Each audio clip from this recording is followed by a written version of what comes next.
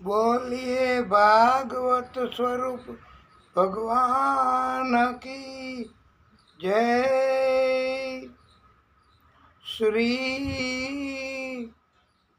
वृंदावन बिहारी लाल की जय।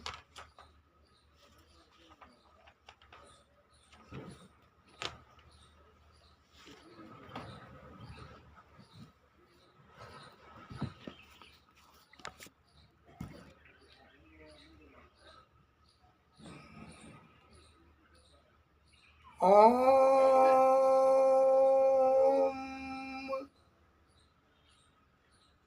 यज्ञेन यज्ञमय जंत देवा स्थानि धर्माणि प्रथमान्यासन् तेहनाकं महिमानः सरन्तपत्र पूर्वे साध्याः सन्ति देवाः।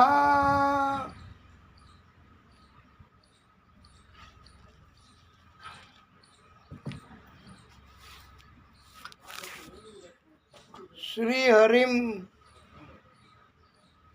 परमानंदम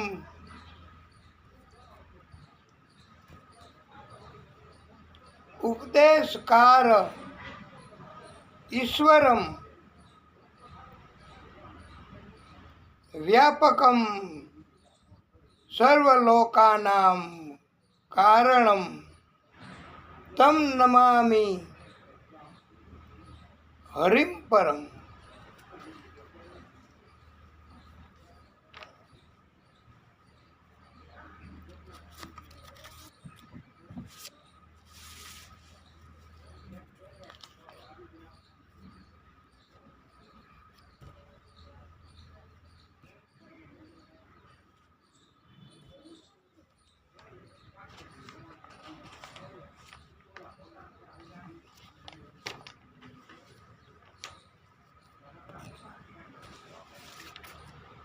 આપણે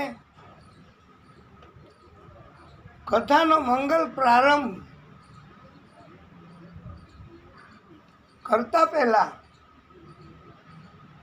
પ્રભુનું સ્મરણ કરીશું અને સ્તુતિ કરીશું। સુખ ઉપર પથરા પડો રામ હૃદયથી એ જાય। સુખ ઉપર પથરા પડો રામ હૃદયથી જાય। બલિહારી વો દુઃખ કી બલિહારી વો દુઃખ કી। જેમાં પલ પલ રામ ભજાય જેમાં પલ પલ રામ ભજાય।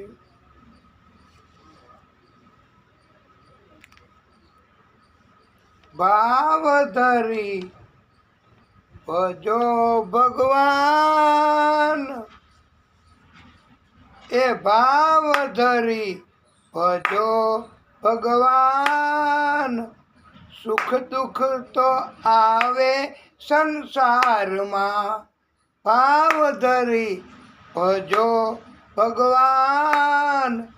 સુખ દુઃખ તો આવે સંસારમાં પ્રેમ ધરી ભજો ભગવાન એ પ્રેમ ધરી ભજો ભગવાન। સુખ દુઃખ તો આવે સંસારમાં ભાવ ધરી ભજો ભગવાન। સુખ દુઃખ તો આવે સંસારમાં દુઃખથી ડરવું નહીં ને હિંમત ન હારવી। દુઃખથી ડરવું નહીં ને હિંમત ન હારવી, હળવેથી જીવનની હોળી હંકારવી, હળવેથી જીવનની હોળી હંકારવી, પ્રભુને સોંપી સુકાન, પ્રભુને સોંપી સુકાન, સુખ દુઃખ તો આવે સંસારમાં, સુખ દુઃખ તો આવે સંસારમાં, દુઃખથી ડરવું નહીં ને હિંમત ન હારવી, દુઃખથી ડરવું નહીં ને હિંમત ન હારવી, હળવેથી જીવનની હોળી હંકારવી, હળવેથી જીવનની હોળી હંકારવી, એ પ્રભુજીને સોંપી સુકાન, એ પ્રભુજીને સોંપી સુકાન, સુખ દુઃખ તો આવે સંસારમાં, સુખ દુઃખ તો આવે સંસારમાં, ભાવ ધરી ભજો ભગવાન, ભાવ ધરી ભજો ભગવાન, સુખ દુઃખ તો આવે સંસારમાં, સુખ દુઃખ તો આવે સંસારમાં, કોઈ દિન ઘર આંગણીએ આનંદ ગવાય છે, કોઈ દિન ઘર આંગણીએ આનંદ ગવાય છે, કોઈ દિન ઘર આંગણીએ એ વિવાની વધાય છે, કોઈ દિન ઘર આંગણીએ એ વિવાની વધાય છે, કોઈ દિન રુદન ના રાગ, કોઈ દિન રુદન ના રાગ, એ સુખ દુઃખ તો આવે સંસારમાં, સુખ દુઃખ તો આવે સંસારમાં, ભાવ ધરી ભજવા ભગવાન, ભાવ ધરી ભજો ભગવાનને, સુખ દુઃખ તો આવે સંસારમાં, સુખ દુઃખ તો આવે સંસારમાં, કોઈ દિન ઉપહાર મળે, કોઈ દિન ઉપહાર મળે, ભોજન મન ભાવતા, કોઈ દિન ઉપહાર મળે ભોજન મન ભાવતા, કોઈ દિન સ્નેહીજનોના આમંત્રણ આવતા, કોઈ દિન સ્નેહીજનોના આમંત્રણ આવતા, એ કોઈ દિન પડે ઉપવાસ, એ કોઈ દિન પડે ઉપવાસ, સુખ દુઃખ તો આવે સંસારમાં, સુખ દુઃખ તો આવે સંસારમાં, ભાવ ધરી ભજો ભગવાન, એ ભાવ ધરી ભજો ને ભગવાન, સુખ દુઃખ તો આવે સંસારમાં, પ્રેમ ધરી ભજો ભગવાન, સુખ દુઃખ તો આવે સંસારમાં, દેવોને દુઃખ પડે માનવ શું કામ રડે, દેવોને પણ દુઃખ પડે. માનવ શું કામ રડે, પુત્ર વિયોગે રાજા દશરથના દેહ પડે. પુત્ર વિયોગે રાજા દશરથના દેહ પડે. એ રામ સીતા પામે વનવાસ, એ રામ સીતા પામે વનવાસ. સુખ દુઃખ તો આવે સંસારમાં, સુખ દુઃખ તો આવે સંસારમાં. ભાવ ધરી ભજો ભગવાન, એ પ્રેમ ધરી ભજો ભગવાન. એ સુખ દુઃખ તો આવે સંસારમાં, સુખ દુઃખ તો આવે સંસારમાં. વિધિના લખેલા લેખ, વિધિના એ લખેલા લેખ, ટાણિયા કોઈથી ન વટળે. એ વિધિના લખેલા લેખ, ટાણિયા કોઈથી ન વટળે. કર્મે લખેલા લેખ, સહુને ભોગવવા પડે. કર્મે લખેલા લેખ, સહુને ભોગવવા પડે. કાયર બનવું નહીં લગાર, એ કાયર બનવું નહીં લગાર. સુખ દુઃખ તો આવે સંસારમાં, સુખ દુઃખ તો આવે સંસારમાં. આ એક જાતનું આપણને બધાને આશ્વાસન છે. અને સુખ હોય ત્યારે તો ઠીક, ત્યારે તો આપણે કાંઈ તકલીફ નથી. પણ ખાસ કરીને દુઃખ, દુઃખ આવે ને એ એટલે દુઃખ આકરું ન લાગે. એટલા માટે આપણને આવી રીતે આશ્વાસન આપ્યું છે કે સુખ દુઃખ તો સંસારમાં આવ્યા જ કરે ભાઈ. તો હું ભક્તોને દુઃખ હોય એ સમય હળવો થઈ જાય. આ એક જાતનો બોધ આપવામાં આવ્યો છે. આનો આધાર તો લેવા જેવો તો ખરો. આ બોધ એટલે ભાગવતમાં એવું કહ્યું છે કે કર્મમાં દુઃખ ભોગવવાનું ન લખાઈ જાય.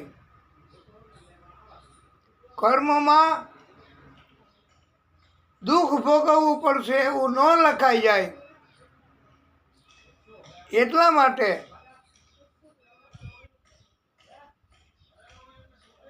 એવા એવા કર્મો કરવા નહીં. અને છતાંય જો થઈ જાય એવા કર્મો, દુઃખ પડે એવા, દુઃખ લખાઈ ગયું હોય એવા, તો આ આશ્વાસન લેવા જેવું તો ખરું કે દેવો નહીં દુઃખ તો પડે છે ભાઈ. દશરથ રાજા એવા પરાક્રમી રાજા, એને ઘરે ભગવાન એમણે પ્રાગટ્ય કર્યું છે રામજી સ્વરૂપે. આવા દશરથ રાજાને પણ એના પુત્ર એનો વિયોગ થયો. વનમાં જવાનું થયું તો દશરથ રાજાના પ્રાણ નીકળી ગયા. એવું કર્મ કરીએ આપણે કે દુઃખ ભોગવવાનું આવે જ નહીં. અને અત્યાર સુધી તો આપણને ખબર નથી વાલા ભક્તો, આપણે અણીશુદ્ધ સત્ય કર્મ કર્યા હોય એ અત્યાર સુધીના સમયની આપણને ખબર નથી. આપણે ભૂલી ગયા હોય. સત્યપ્રિય ધર્મ મુજબ, નીતિ નિયમ મુજબ ભગવાન રાજી થાય એવા કર્મો અત્યાર સુધી તો આપણાથી ન થઈ શક્યા એમ માની લ્યો ને. તો હવે જાયગા ત્યાંથી સવાર તો આપણે આજથી કલ કરે સો આજ કરે, આજ કરે સો અબ, અત્યારથી જ આપણે હંમેશા ધ્યાન રાખવું કે ક્યાં કર્મ કરું છું, ક્યારે કેવા કર્મ કરવાના છે મારે, એ મુજબ કોઈને તકલીફ ન આપવી, પરોપકારના કામ કરવા, સ્વાર્થ એને છોડી દેવો, અભિમાન એને છોડી દેવું. તો હંમેશા સુખ સુખ અને સુખ ભોગવવાનું આવશે. કુંતા માતાએ માગ્યું હતું ને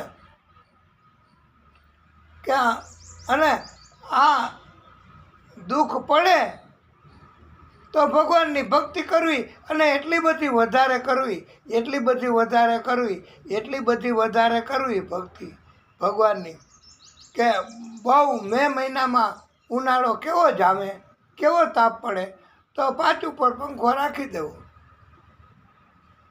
એમ બહુ આકરું લાગે, દુઃખ સહન ન થાય, તકલીફ પડે તો આપણે ભક્તિ વધારવી, બસ એ એનો ઉપાય છે.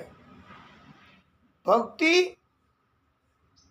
અને ભગવાન અને ભગવાનનું નામ એ સિવાય બીજું કાંઈ છે જ નહીં વાલા ભક્તો. એ સિવાય કોઈ બચાવવાના જ નથી. અને એવું કહેવામાં આવ્યું છે કે સુખ મેં સુમિરન સબ કરે, दुख में करे न कोई, दुख में जो सुमिरन करे तो दुख कहाँ से होय. અને જરાક ઉલટું સુલટું થઈ ગયું એમ લાગે છે કે દુઃખ મેં સુમિરન સબ કરે, દુઃખ પડે એટલે બધાય ભગવાનને યાદ કરે. રાત્રે નીંદર ન આવે ગઢપણમાં તો બધાય રાત્રે પણ ભગવાનને યાદ કરે. અને એવી રીતે આ કહેવાનું છે કે દુઃખ મેં સુમિરન સબ કરે, સુખ મેં કરે ન કોઈ. સુખ હોય તો કોઈ ભગવાનને યાદ કરે? ન કરે. આ સામાન્ય રીતે હો, બાકી તો ઘણા સુખ હોય તો ભગવાન છલકાય નહીં દરિયાની જેમ. ભગવાનનું ભજન કીર્તન તો કરે જ, સુખ હોય તોય. પણ એમ કહેવામાં આવ્યું છે કે જનરલી સામાન્ય રીતે દુઃખ મેં સુમિરન સબ કરે, સુખ મેં કરે ન કોઈ. सुख में जो सुमिरन करे तो दुख कहाँ से होय। અને આમ છતાંય જો દુઃખ કોઈને કોઈ રીતે આવી પડે, કોઈને કોઈ રીતે દુઃખ આપણને અનુભવ થાય તો વાલા ભક્તો આપણે આ આશ્વાસન રૂપે જે કહેવામાં આવ્યું છે ઉપદેશ સ્વરૂપે કે ભાવ ધરી ભજો ભગવાન, સુખ દુઃખ તો આવે સંસારમાં। ભાવ ધરી ભજો ભગવાન, સુખ દુઃખ તો આવે સંસારમાં। દુઃખમાં ડરવું નહીં અને હિંમત ના હારવી, દુઃખમાં ડરવું નહીં અને હિંમત ના હારવી। હળવેથી જીવનની હોડી હંકારવી, એ પ્રભુજીને સોંપી સુકાન। સુખ દુઃખ તો આવે સંસારમાં, એ પ્રભુજીને સોંપી સુકાન। સુખ દુઃખ તો આવે સંસારમાં। ભાવ ધરી ભજવા ભગવાન, સુખ દુઃખ તો આવે સંસારમાં। સુખ દુઃખ તો આવે સંસારમાં। બોલીએ બાલકૃષ્ણ લાલ કી જય।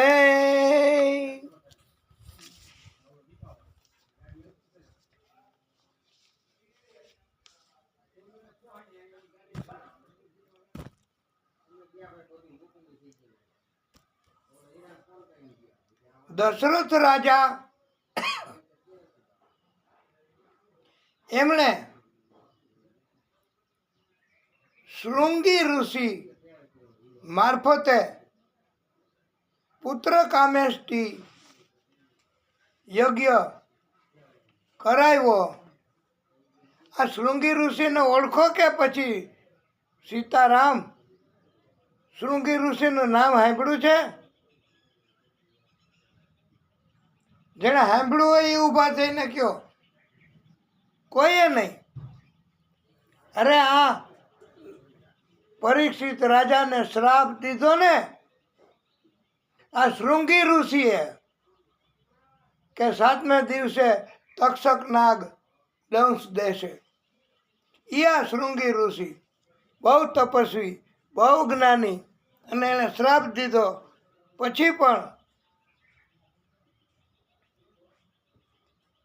એમણે પ્રાયશ્ચિત કર્મ પિતા શ્રમિક ઋષિની આજ્ઞાથી કર્યું છે। આ શૃંગી ઋષિને બોલાવ્યા હતા અને શૃંગી ઋષિ મારફતે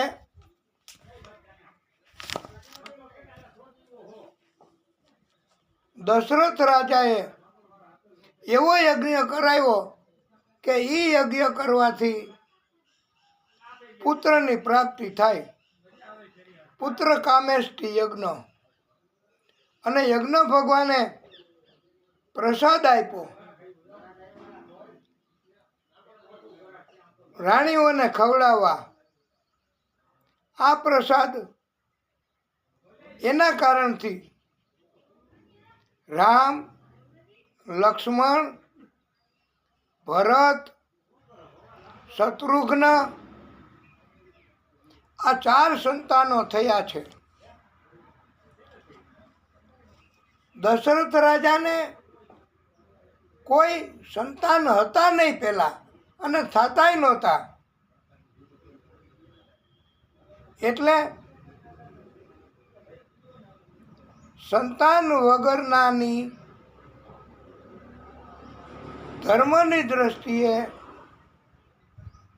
પણ કોઈ કિંમત કે મહત્વ હોતું નથી.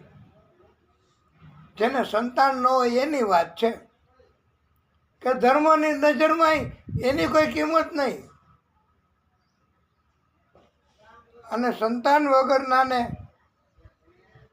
કોઈ ઋષિઓ, ધાર્મિક માણસો એ પણ એમ કહેવાય કે મહત્વ જરાય ન રાખે સંતાન ન હોય એટલે. અને સંતાનથી જ કિંમત વધે છે એવું આ કથાના ઉપદેશમાં કહ્યું છે. એકવાર દશરથ રાજા એ ધર્મસભામાં ગયા હતા. ધર્મસભામાં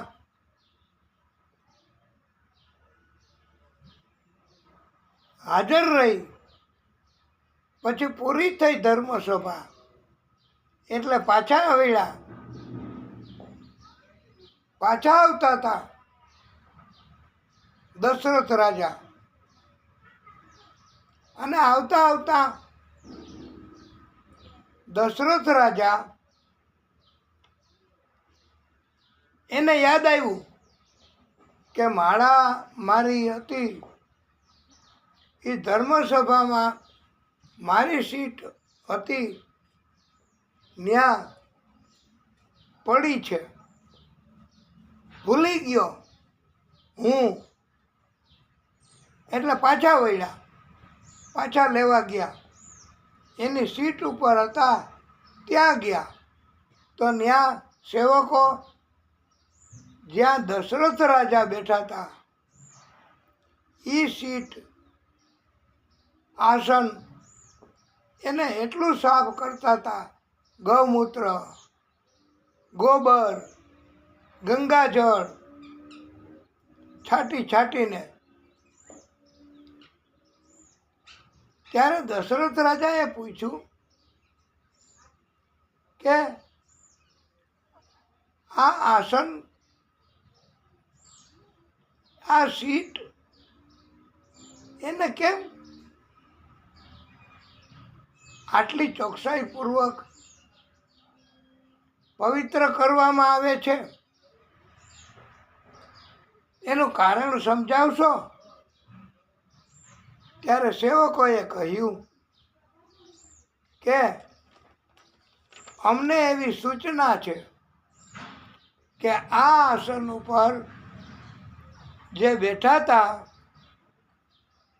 એ બહુ મહાન રાજા હતા, પણ એને સંતાન કોઈ ન હતું. સંતાન ન હોવાના કારણથી જે જગ્યાએ સંતાન નથી એ બેસે તો એ જગ્યા અપવિત્ર બની જાય છે. એટલે આ આસન અપવિત્ર બની ગયું છે. અહીંયા બેઠા હતા એને સંતાન નથી એવી અમને સૂચના છે. તો દશરથ રાજા સમજી ગયા કે આ આસન ઉપર તો હું જ બેઠો હતો અને મારાથી આ આસન છોડી દેવાયું અને અપવિત્ર બન્યું છે. તો હવે ગમે તેમ કરીને મારે સંતાન પ્રાપ્ત કરવા પડશે. એના માટે જે કરવું પડે એ કરવું. જ્યારે પ્રિય ભક્તો કોઈ પણ એવું નક્કી કરે કે ગમે તેમ કરીને મારે તો આમ કરવું ને કરવું છે, ગમે તે થાય, મારે તો આમ કરવું જ, એના માટે જાન આપી દેવી પડે, જિંદગી કુરબાન કરી દેવી પડે, તોય કરવી. આમ કોઈ કરતા ન હોય, પણ દ્રઢ નિશ્ચય કહેવાય કે દ્રઢ નિશ્ચય કરવો. અને દ્રઢ નિશ્ચય કરે ત્યારે કાર્ય મોટે ભાગે લગભગ સફળ જ થાય છે. અને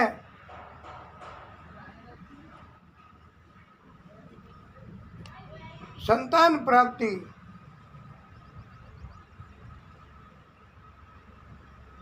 માટે દ્રઢ નિશ્ચય કર્યો અને સંતાનની પ્રાપ્તિ થઈ. આ પુત્ર કામેષ્ટિ યજ્ઞ કોને મારફત તો હવે બોલો, તો અમને એમ થાય કે આજે આ સૂરજનારાયણ ભગવાને ટેકો દીધો છે આપણને ભક્તિ કરવા. નહીતર કાલે તો આવટાણે કેટલો વરસાદ, કેવો વરસાદ હતો.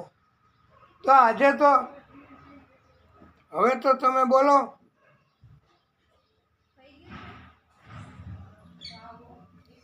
દ્રઢ નિશ્ચય કરે એટલે લગભગ કાર્ય સફળ થાય એવું પંડિતોએ કહ્યું છે. એકવાર નારદજીએ, હવે જરાક આ દશરથ રાજાની વાતને એક બાજુ મૂકીએ, પણ સાથે સાથે બહુ અગત્યની કથા એ નારદજી એની અત્યારે લાગુ પડે છે અને કરવી પડે એવું જ થયું છે કે નારદજીએ એકવાર કામદેવને હરાવ્યો. મહાદેવજીએ તો કામને બાળી નાખ્યો હતો, પણ કામદેવને નારદજીએ હરાવી દીધો. હવે કોણ જાણે કેમ.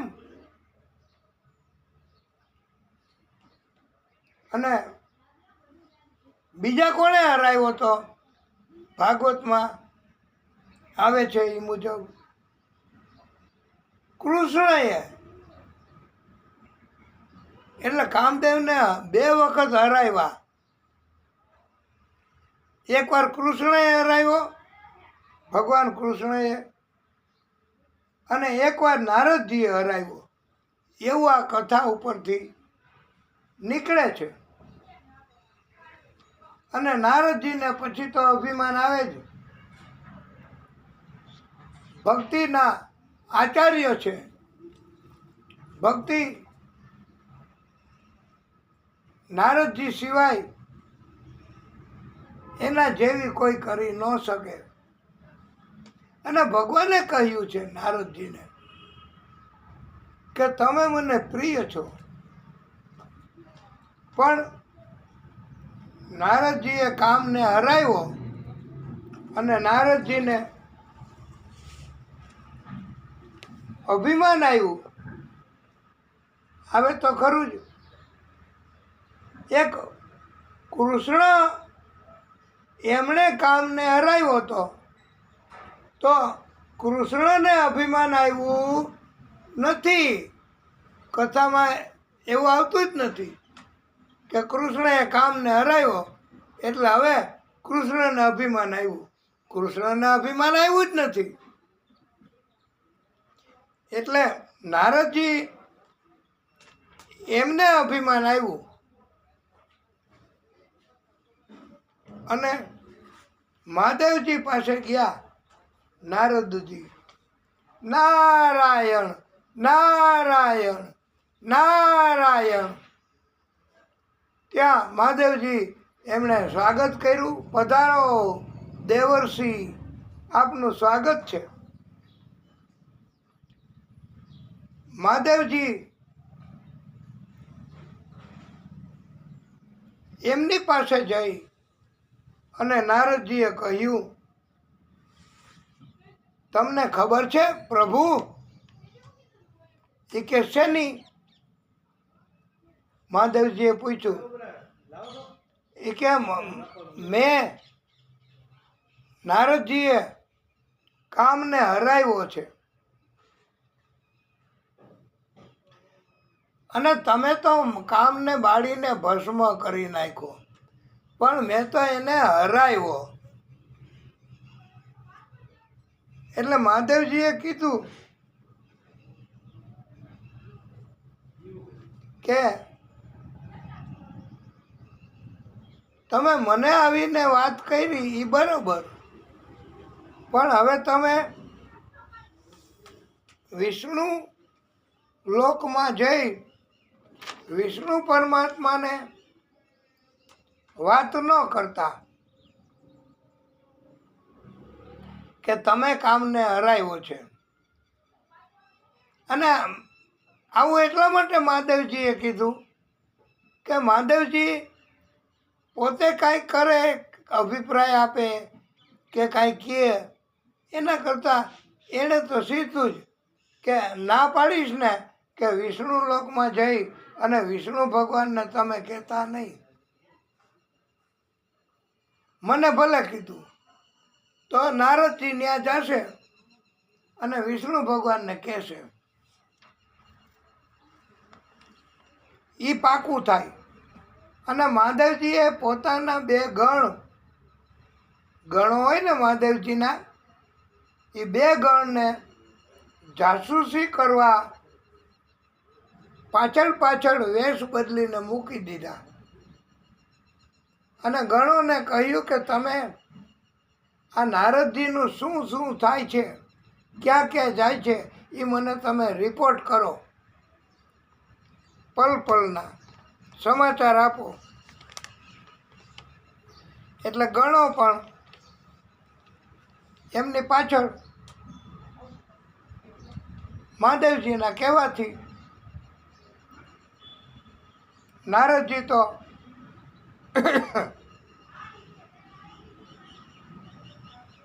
બ્રહ્મા વિષ્ણુ બધા પાસે ગયા અને કહ્યું કે મેં કામને હરાવ્યો છે.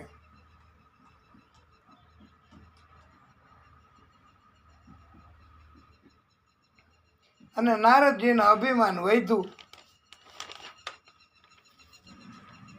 વિષ્ણુ પરમાત્મા આદિશક્તિ સ્વરૂપ એમને ખબર પડી ગઈ કે નારદજીને અભિમાન ઉત્પન્ન થયું છે. હવે ભક્તોને અભિમાન ઉત્પન્ન થાય ને એટલે ભગવાન સૌથી પહેલું કામ એ કરે કે ભક્તનું અભિમાન દૂર કરે. રાક્ષસ દૈત્ય એને અભિમાન થાય તો ભગવાન દૂર ન કરે, એનું અભિમાન વધે એવું કરે ભગવાન, કે જેથી કરીને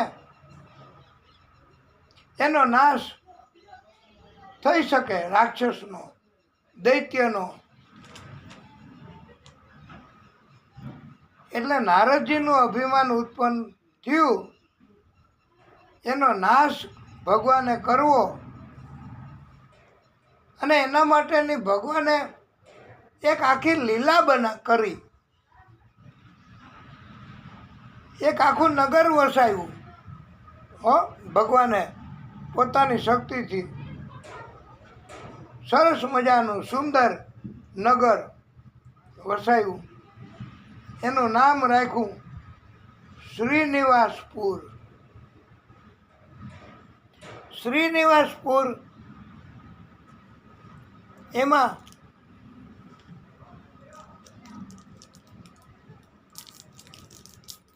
શ્રીનિવાસપુર એનો રાજાએ પાછો લીલા કાર્ય કરી અને ભગવાને રાજા પણ ઉત્પન્ન કર્યો. રાજાનું નામ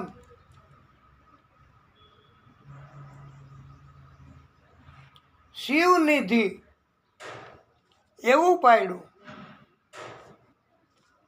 અને શિવનિધિ રાજા એને એક દીકરી વિશ્વમોહિની હતી. એ લીલા જો, આમ ત્યાં કાંઈ નગરે નહોતું, રાજાય નહીં. અને દીકરી એ વિશ્વમોહિની અતિ સુંદર, અતિ સુંદર, અતિ સુંદર હતી. આ બધી ભગવાનની લીલા નારદજીનું અભિમાન ઉતારવા માટે. તો નારદજીએ જોયું કે આવી સુંદર કન્યા, અતિ સુંદર કન્યા, તો નારદજીને થયું કે મારે એને સ્વીકારવી છે, મારે એની સાથે પરણવું છે. એણે રાજાને કીધું કે તમારી દીકરીને મારી સાથે પરણાવો. શિવનિધિ રાજા એમણે નારદજીને કહ્યું કે દેવર્ષિ, તમે આ અતિ સુંદર કન્યા, એનો અમે સ્વયંવર યોજ્યો છે. સ્વયંવરમાં તમને પસંદ કરે પસંદ, તો તમે એની સાથે પરણી શકશો. નારદજી તો હવે શું કરે કે જેવી પ્રભુની ઈચ્છા, સ્વયંવરમાં મને પસંદ પડે, મને પસંદ કરે એટલે હું એને પામી શકીશ. અને રાજા શિવનિધિ એમણે નારદજીને કહ્યું કે દેવર્ષિ, આ કન્યા, એનું ભવિષ્ય કેવું છે એ તમે અમને કહો. જેવું હોય એવું કહો. તો નારદજીને તો એની સાથે પરણવું હતું, એટલે એનું ભવિષ્ય જેવું હતું એવું કહી ન શક્યા, કારણ કે પોતાનો સ્વાર્થ એમાં રહેતો હતો. એટલે એનું ભવિષ્ય એવું હતું કે જે કોઈ અજર અમર હશે, અજર અમર હશે, એની સાથે આ કન્યાના લગ્ન થશે. અજર અમર હશે એની હારે. હવે નારદજી તો અજર અમર છે કેવી રીતે? એટલે નારદજીએ ઉલટી રીતે ભવિષ્ય બતાવ્યું કે આ કન્યાના લગ્ન જેની સાથે થશે એ અજર અમર બની જશે. એટલે હવે તમે જુઓ વાલા ભક્તો કે નારદજીને પરણવું હોય અને પરણી શકે, પછી નારદજી અજર અમર બની શકે. પણ ભવિષ્ય આ કન્યાનું એવું હતું કે અજર અમર હશે પુરુષ, એની સાથે જ આના લગ્ન થશે. હવે એવું વાંચે તો પછી રાજા ચેતી જાય, કન્યાય ચેતી જાય. એટલે ઉલટું ભવિષ્ય બતાવ્યું, પોતાનો સ્વાર્થ હતો એટલે. અને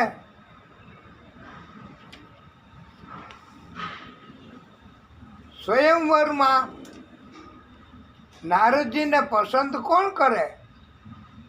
આ વિશ્વ સુંદરી અતિ સુંદર હતી, વિશ્વ મોહિની આખા વિશ્વને મોહમાં ફસાવી દે એવી આ વિશ્વ મોહિની. હવે નારદજીને એમ થયું કે હું એના મોહમાં ફસાઈ ગયો છું, પણ એ કન્યા મને પસંદ કરશે કેમ? એના માટે મારે એના કરતાંય વધારે સુંદર બનવું પડશે ને. તો નારદજીએ પ્રભુ આદિશક્તિ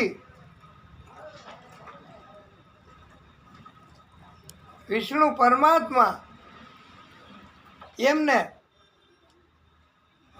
નારદજીએ સ્મરણ કર્યું અને નારદજીએ પ્રાર્થના કરી કે પ્રભુ આ વિશ્વમોહિની મારી સાથે લગ્ન કરે એટલા માટે આપ મારો ચહેરો મારું શરીર અતિ સુંદર બનાવી આપો કે બીજા કોઈનું આવું શરીર હોય જ નહીં, એટલે મને જ પસંદ કરશે. નારદજીએ આવી પ્રાર્થના કરી અને વિષ્ણુ પરમાત્માએ કીધું કે હું તમારા હિતમાં હશે અને તમારું કલ્યાણ હશે એવું કરીશ. હવે જો ભગવાન નારદજીને જેમ કીધું એમ ભગવાન બધાને આમ જ કહો. હા, ભગવાન પાસે તમે ગમે તે પ્રાર્થના કરો કે ભગવાન આવું કરી દો, આવું કરી દો, આવું કરી દો, આવું કરી દો, તો ભગવાન છે એ એમ જ જવાબ આપે જે નારદજીને આપ્યો હતો એમ કે હું તમારા હિતમાં હશે એવું કરીશ. અને ભગવાન હંમેશા એવું જ કરે હો, આપણા હિતમાં હોય એવું જ કરે ભગવાન.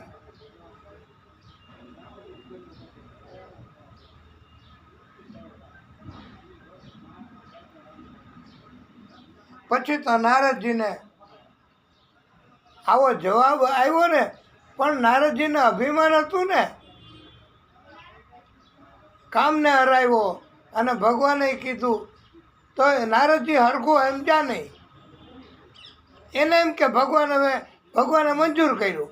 મેં કીધું કે મને આ કન્યા મળી જાય અને મારું અતિ સુંદર બનાવી દો શરીર. તો ભગવાને કીધું કે હું તમારું હિતમાં હશે એવું કરીશ. તો નારદજી સમજ્યા કે મને મંજૂર કર્યું, પણ આનો અર્થ મંજૂર ન કહેવાય, ગ્રાન્ટેડ ન કર્યું કહેવાય. એના હિતમાં હું હોય એ ભગવાન ગોતીને પછી એવું જ કરે. એટલે નારદજીને વધારે અભિમાન આવ્યું. સ્વયંવરમાં ગયા. મહાદેવજીના 2 ગણ એમની પાછળ પાછળ સ્વયંવરમાં ગયા અને મહાદેવજીને સમાચાર મોકલતા હતા હો, વારે વારે વારે વારે વારે વારે. અને મહાદેવજી બધી ઘટના એ ગણો મારફત જાણતા હતા. પછી તો વિશ્વ મોહિની એ સખીઓને લઈ વરમાળા લઈ અને બધાય પાસે જઈ આવે, બધી જગ્યાએ ગઈ. અને નારદજી બેઠા હતા એ જગ્યા એ આખી લાઈન મૂકી દીધી, એને પહેલાંની લાઈન મૂકી દીધી અને એના પછીની લાઈને મૂકી દીધી, સીધા આગળ વયા ગયા. અને પછી એવું બોલ્યા વિશ્વમોહિનીજી કે પિતાજીએ સ્વયંવરમાં આ બંદરને બોલાવ્યા હશે, શું કામે? હવે એ તો પિતાજીને ખબર. તો આવું બોલ્યા તોય નારદજી સમજ્યા નહીં. નારદજીને થયું કે મને બંદર કહે છે. બંદરનું નામ સાંભળી અને ગણ હતા ને પાછળ બેઠા હતા,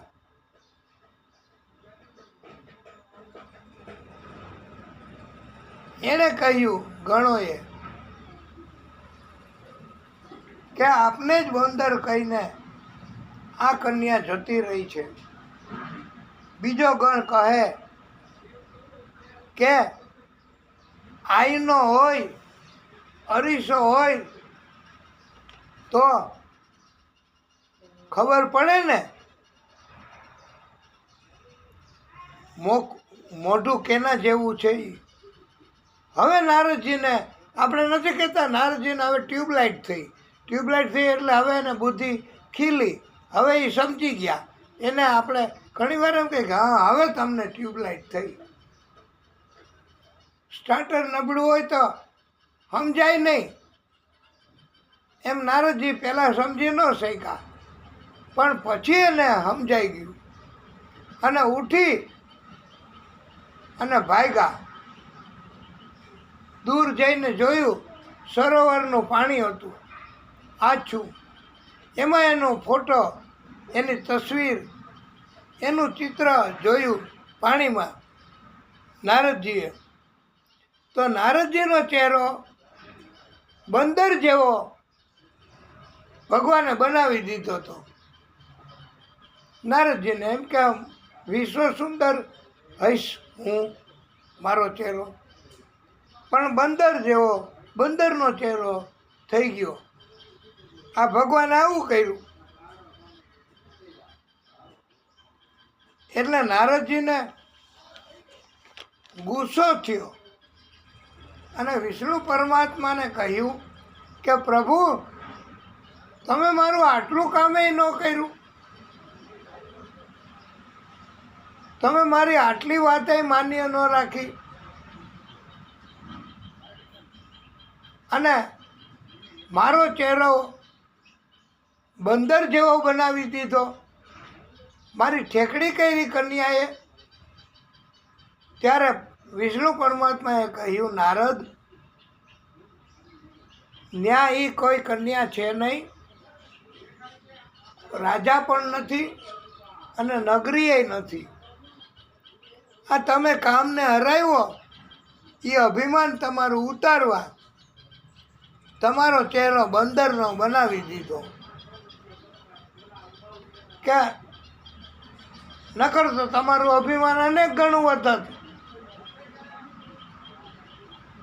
કે જો આ કન્યા તમને પરણાવી હોત તો એક તો કામને હરાવ્યું એનું અભિમાન, અને વિશ્વમોહિની કન્યા મળી એનું અભિમાન.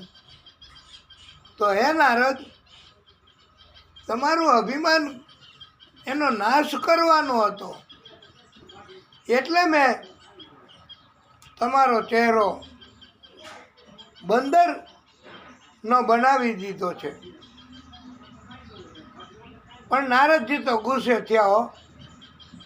નારદજી સમજાજો ઉલટું કે પ્રભુ હું તમને શ્રાપ આપું છું. કેવો? કે તમારે પૃથ્વી ઉપર જન્મ લેવો પડશે અને તમારી પત્ની સ્ત્રી એને ગોતવા નીકળવું પડશે. જેમ મારી ઈચ્છા હતી ને સ્ત્રી મેળવવાની, એમ તમારે પણ તમારી સ્ત્રીને ગોતવા નીકળવું પડશે. અને બંદરની મદદથી તમે તમારી સ્ત્રીને શોધી શકશો.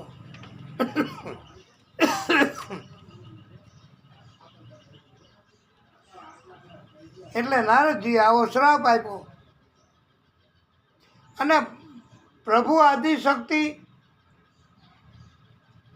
એને પણ એક લીલા કરવી હતી, એટલે નારદજીનો મુખેથી એવો શ્રાપ પ્રભુએ પોતે જ લીધો. કારણ કે ભગવાનની હવે લીલા કરવાની ઈચ્છા હતી.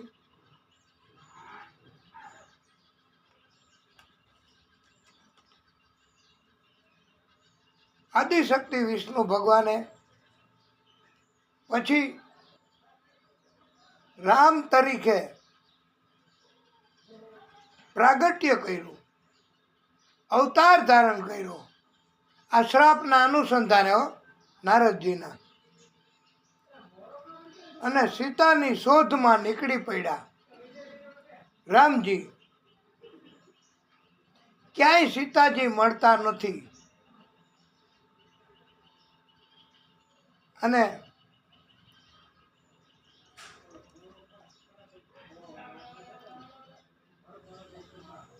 અંતે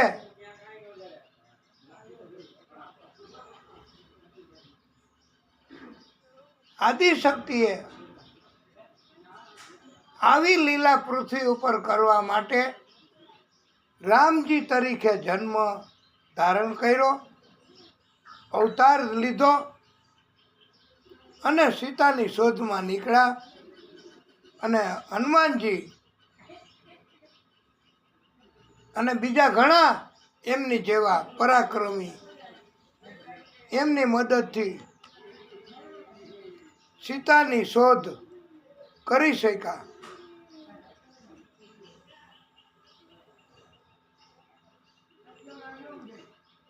પછી તો નારદજીને એમ થયું કે પ્રભુ મારાથી શ્રાપ દેવાઈ ગયો, આપને શ્રાપ ન દેવાય. મારે ભગવાન આદિશક્તિએ કીધું કે હે નારદ ઋષિ, તમારો કોઈ દોષ નથી. મારે હવે રામજી તરીકે પ્રાગટ્ય કરવાનું અને રામ તરીકે લીલા કરવાની, અને એટલા માટે જન્મ લેવાની મારી ઈચ્છા હતી. અને એટલે મેં તમારા મુખેથી શ્રાપ લીધો. એક લીલા જ હતી. તો રામ જન્મ એનું કારણભૂત, એનું મૂળ કારણ નારદજીનો શ્રાપ. નારદજીએ ગુસ્સામાં આપ્યો ઈ શ્રાપ. અને આખી રામાયણ એની રચના મહાદેવજીએ પોતાના મગજમાં કરી છે, માનસમાં. અને ચોપાઈ એવી સરસ, એવી સુંદર રામાયણમાં હોય છે. અને એક ચોપાઈ એવી છે કે જે નિર્ભય બનાવે છે.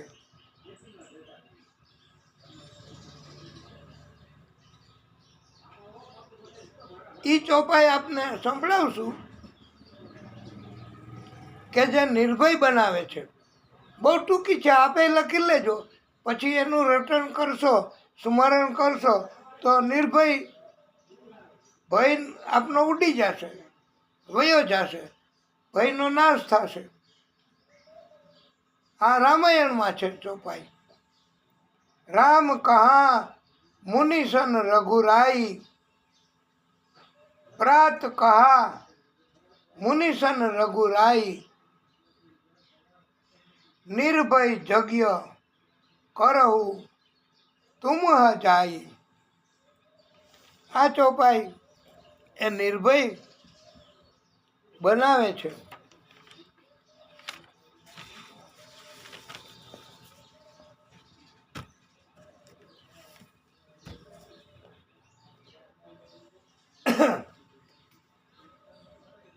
વાલા ભક્તો, રામ જન્મ થવાનું કારણ આપણે જાણ્યું.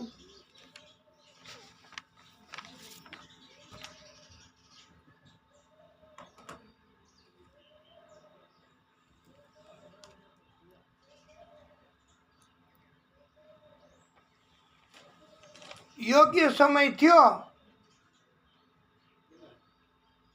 અને ભગવાન આદિશક્તિએ પ્રાગટ્ય કર્યું અને ભગવાને એવો સમય, એવો મહિનો, એવી તિથિ પસંદ કરી કે જેનું મહત્વ જરાય નહોતું. ભગવાન એવાને જ ટેકો આપે રામજી કે જેનું કંઈ કિંમત ન હોય, જેનું કાંઈ મહત્વ ન હોય, જેને કોઈ માન સન્માન ન આપતા હોય, એને ભગવાન રામજી અને આદિશક્તિ બહુ મહત્વ મળે. એટલા માટે ભગવાને કયો મહિનો પસંદ કર્યો? આ ચાલુ મહિનો, ચૈત્ર મહિનો. ચૈત્ર મહિનો અને તિથિમાં નોમનું કાંઈ મહત્વ નહોતું, એટલે 9મી તિથિ પસંદ કરી. ચૈત્ર મહિનાને મધુમાસ પણ કહેવાય છે. વિષ્ણુ ભગવાને આદિશક્તિએ અવતાર ધારણ કર્યો. 9મી તિથિ એનું મહત્વ નહોતું, તો હવે એનું મહત્વ વધી ગયું, કારણ કે પ્રભુનો જન્મ થયો, રામજીનો. અને ચૈત્ર મહિનાને મધુમાસ પણ કહેવાય છે. અભિજીત નક્ષત્ર હતું રામ જન્મ થયો ત્યારે. કૈકેયી, સુમિત્રા, કૌશલ્યા 3 રાણીઓને પ્રસાદની ખીરમાંથી અડધી કૌશલ્યાને, બાકીની અડધીમાંથી 2 ભાગ કરી, એક ભાગ કૈકેયીને, બીજી સુમિત્રાને,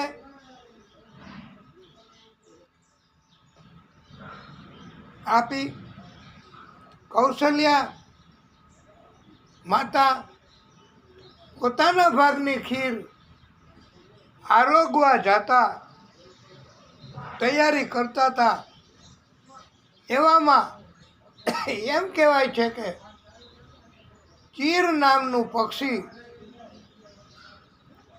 એ ખીરનું પાત્ર લઈ અને ઉડી ગયું, વયું ગયું.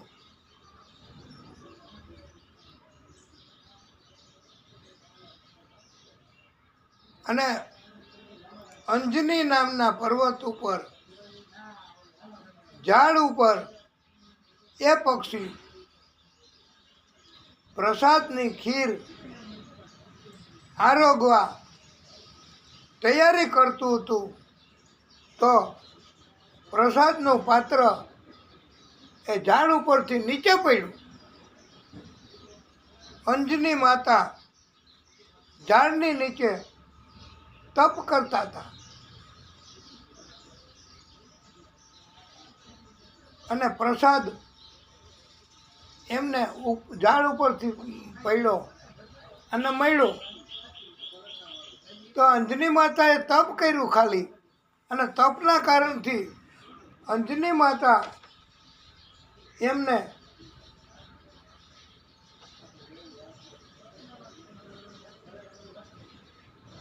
કાંઈ પુરુષાર્થ, માત્ર તપ જ.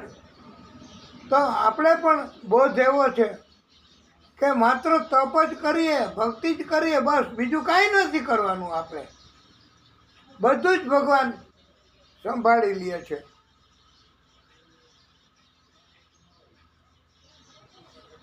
અને અંજની માતાએ એ પ્રસાદ ગ્રહણ કર્યો અને અંજની માતાને એક પુત્ર પ્રાપ્ત થયો. એનું નામ હનુમાન પડ્યું છે. બોલીએ હનુમાનજી મહાવીર કી જય. અને એનું બીજું નામ અંજનીનો જાયો, એટલે અંજનીએ જન્મ આપેલો છે ઈ, એટલે અંજનીનો જાયો બીજું નામ. ત્રીજું નામ એનું કેસરી નંદન, કેસરીના પુત્ર. અને ચોથું નામ વજ્રાંગ, વજ્રાંગ જેનું અંગ વજ્ર જેવું છે ઈ, એટલે વજ્રાંગ. બજરંગ એવું કોઈ નામ છે જ નહીં હો, મૂળ વજ્રાંગ નામ છે, એટલે વજ્રાંગ નામ એનું વધારાનું પડ્યું. એક વધારાનું નામ શંકર સુવન, એ પણ પડ્યું. પવન પુત્ર, એ પણ વધારાનું નામ પડ્યું.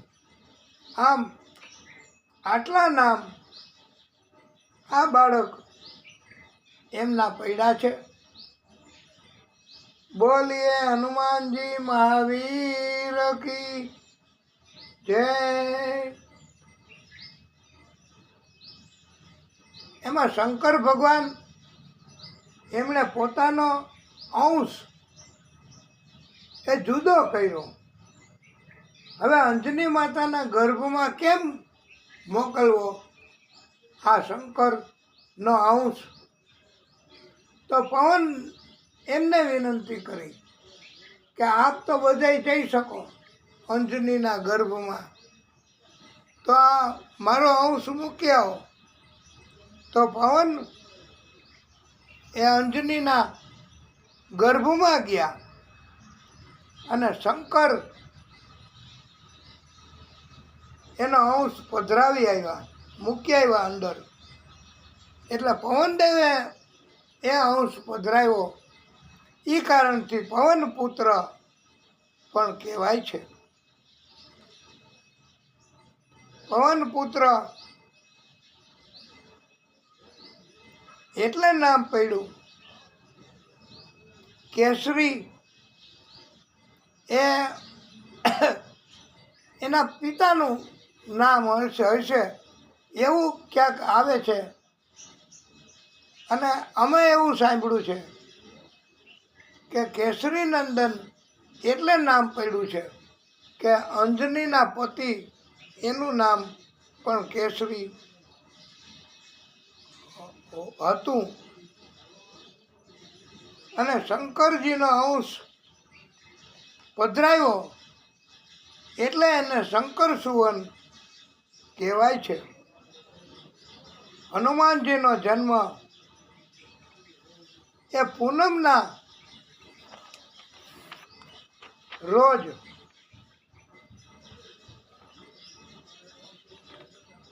થયો છે, પૂર્ણિમાના દિવસે. કૌશલ્યાની ખીર પક્ષી લઈ ગયું. આથી 1/8 અને 1/4 કૈકેયી અને સુમિત્રાએ પોતાનામાંથી અડધી અડધી ખીર આપી 2 ભાગ કૌશલ્યાને મળ્યા. એટલે એને 2 અને બીજી 2 ને 1 એમ 4 પુત્ર થયા. એટલે કૌશલ્યાને 2 પુત્ર અને બીજી 2 એને 1 એટલે કુલ 4 પુત્ર થયા છે.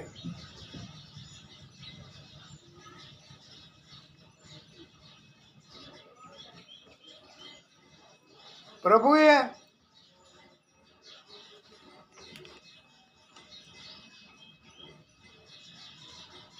જન્મ ધારણ કર્યો છે, પ્રાગટ્ય કર્યું, અવતાર લીધો અને દર્શન દીધા. રામજીએ બધાય આનંદ કરતા હતા. ચંદ્રને ઉદાસ જોયા. બપોરે 12 વાગે જન્મ થયો તો રામજીનો. આ ચૈત્ર મહિનો આ ચાલુ છે ને, 9ને દિવસે, અને આપણે ત્યાં ભાગવત સ્વરૂપ ભગવાન આદિશક્તિ એમની કૃપા વધારે. તો સૌથી પહેલાં આપણી કથાના માધ્યમથી રામજીએ બપોરે 12 વાગે જન્મ ધારણ કર્યો છે.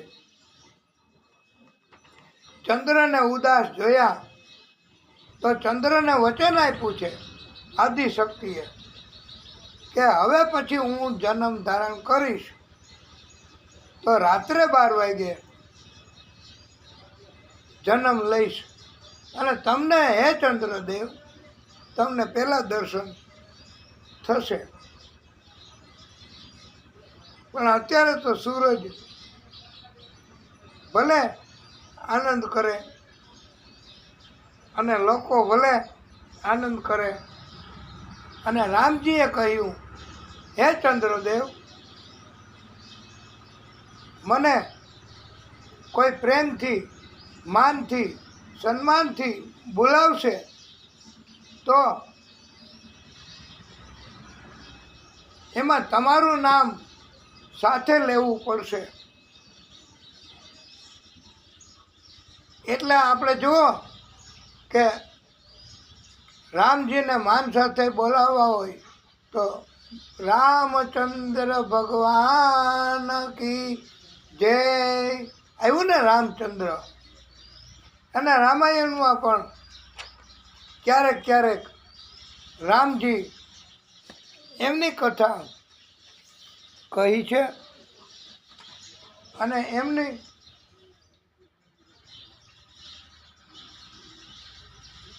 રામચંદ્ર એવું સંબોધન પણ રામજીનું ઘણી જગ્યાએ કર્યું છે. બધા આનંદ ઉત્સવ મનાવે છે. રામજીનો જન્મ થયો એટલે. અને આપણે બધાય પણ આપણી કથાના માધ્યમથી આજે રામજીનો જન્મ એનો ઉત્સવ મનાવવાનો છે. અવધ મેં આનંદ ભયો જય રઘુવર રાય કી. આપ પણ બોલજો અવધ મેં આનંદ ભયો જય રઘુવર રાય કી. અવધ મેં આનંદ ભયો જય રઘુવર રામ કી. બધા ભક્તિ કરવાના હેતુથી આનંદ કરીશું.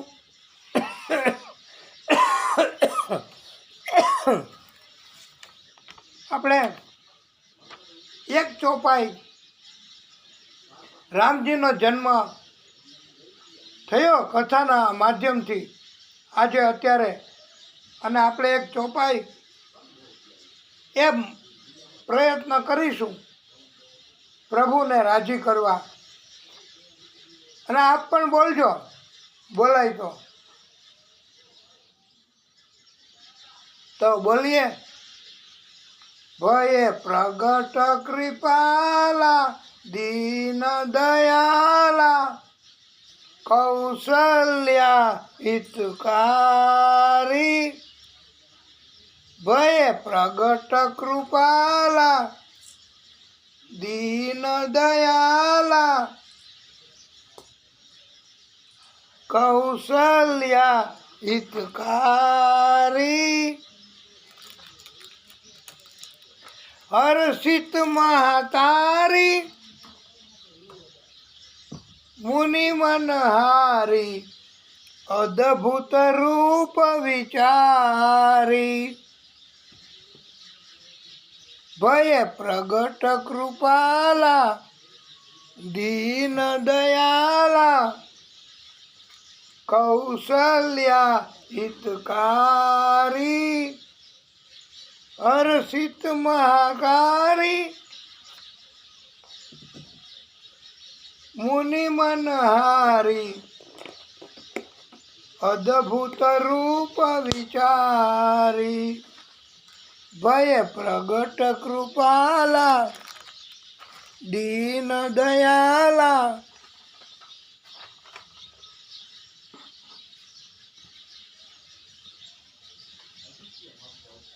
लोचन अधिरामा तनु घन श्यामा निज आयुध भुजचारी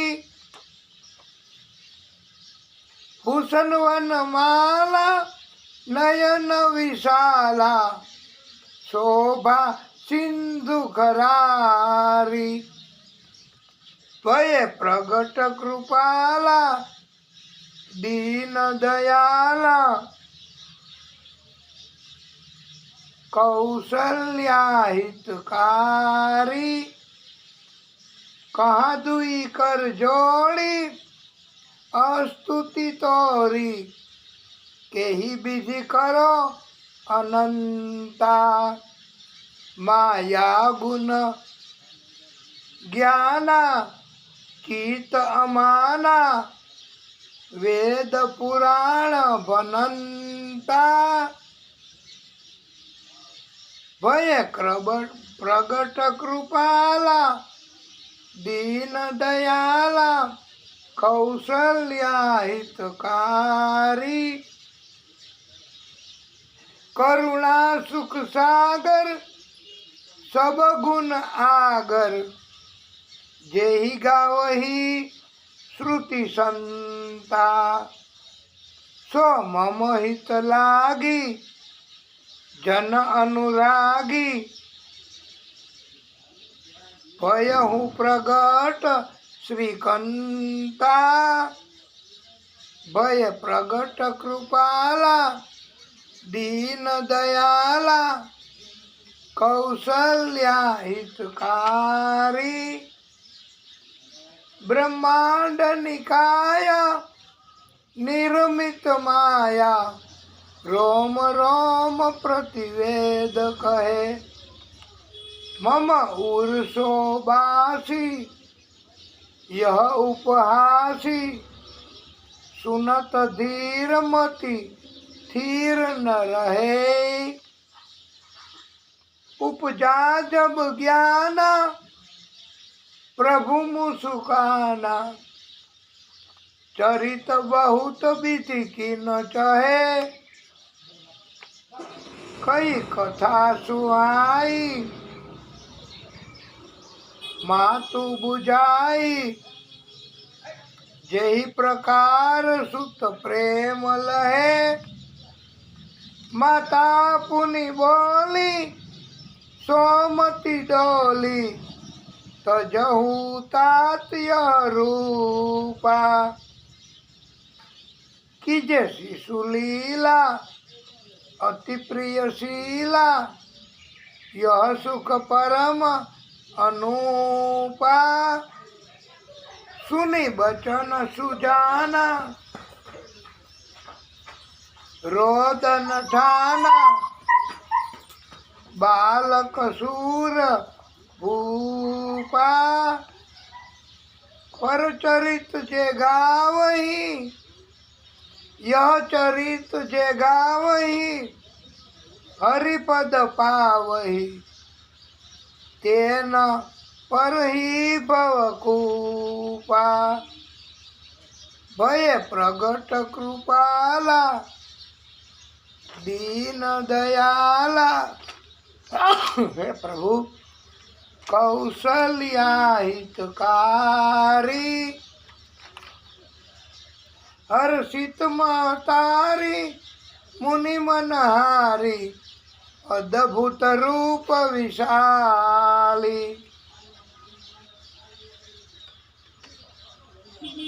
વિપ્રધેનું સુર સંતહિત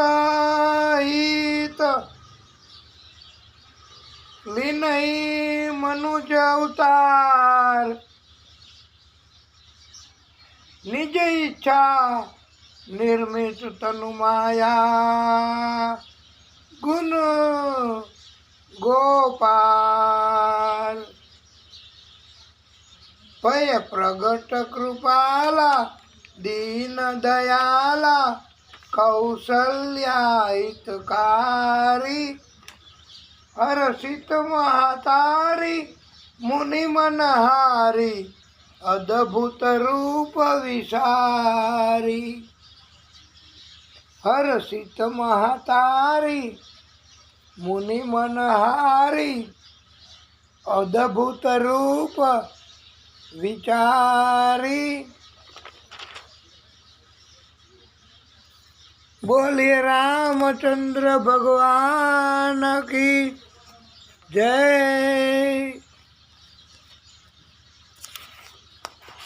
હવે પ્રિય ભક્તો, આપણે આ કથા રામજીનો જન્મ થયો અને આપણે ભગવાનની કૃપા પણ થાય એવી આપણી ઈચ્છા અને પ્રભુની કૃપા કે આપણને રાત્રે પણ સુકૂન મળે અને પ્રભુની કૃપા થાય એવી રીતે આપણું કલ્યાણ રામજી કરે એવી આ કથાના માધ્યમથી આપણે રામ એનું પ્રાગટ્ય આજે કર્યું છે અને બધા ઉત્સવ મનાવી અને ઉત્સવ કરીને જાજો.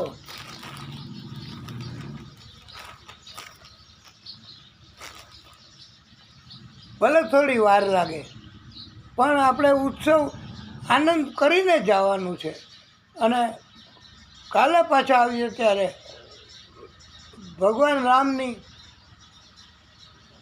સ્તુતિ પણ કરીશું અને પ્રભુની કૃપા થાય એવું કરીશું.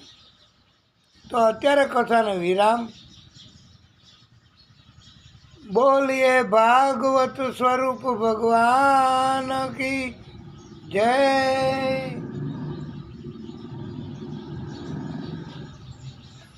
ઓમ નમઃ પાર્વતી પતયે હર હર મહાદેવ હર. હે પ્રભુ, હે નારાયણ ભગવાન, હે વિષ્ણુ પરમાત્મા, હે આદિશક્તિ, કથાને વિરામ.